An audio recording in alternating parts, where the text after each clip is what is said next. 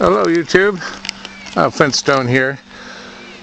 Yeah, I'm hooking up trailer wires, that old trailer back there, to my 1990 Cherokee Jeep.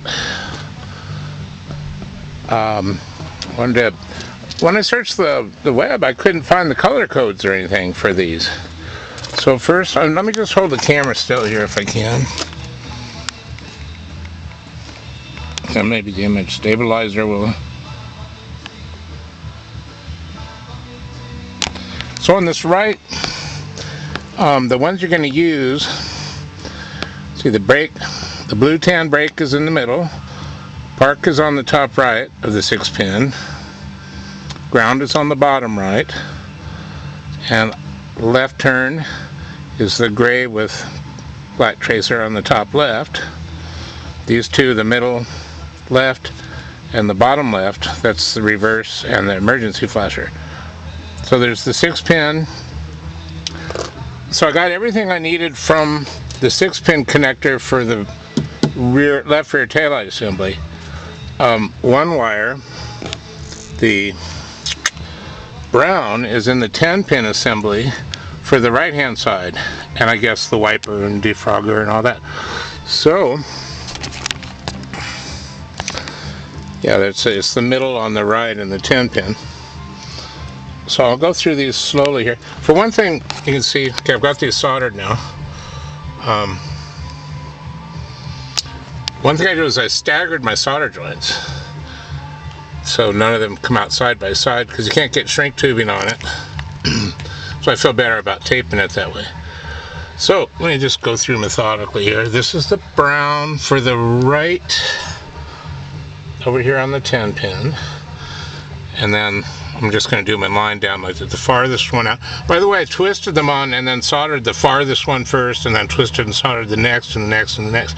If I twisted them all on and then tried to solder, I might have boogered them up. So the white off the converter goes to the black Jeep ground. The next one down in order, the blue with black tracer, is the brake light, which goes to the red one on the converter box, my converter box. The solid blue is brown on the converter box and is the running light. The next one down, yellow, is the left turn to the box, and it's a gray with black tracer on the Jeep. So let's see, I think that covers it. And then some of you might be more dexterous or better than me. I found when I got, even though I wrapped them good when I got all done, I'm going to go over with pliers and just make sure I didn't leave a little pin or a solder or a wire that's going to try to pierce. Oh, there's one right there.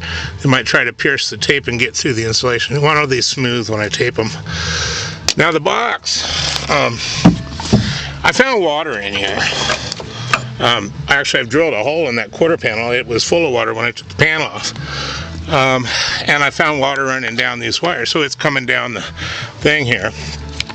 So when I mounted the box, which you won't be able to see very well, I did a pretty thorough job. I actually used this like Mylar stuff from a big vacuum pack thing of coffee.